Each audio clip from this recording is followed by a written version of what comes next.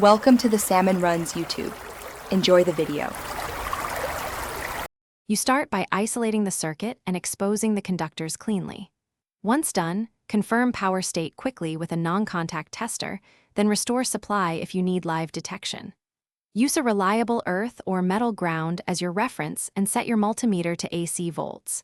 Measure each wire to ground. The phase, live, will show full mains voltage. A neutral will be close to 0 volts relative to earth. Move deliberately and keep one hand away from bare conductors. You now methodically measure each conductor. Touch the multimeter black lead to earth and probe a wire with the red lead. If you read mains voltage, that wire is phase. Once you find phase, measure that wire to any other conductor. A reading near mains voltage confirms the second is neutral. Mark the phase with colored tape. Make sure to recheck readings from a different point on the conductor because poor contacts or shared neutrals can give misleading values. You finish by confirming under both live and de-energized conditions. Turn power off and use continuity to trace neutral back to the distribution board if readings were inconsistent. Be aware of switched lives.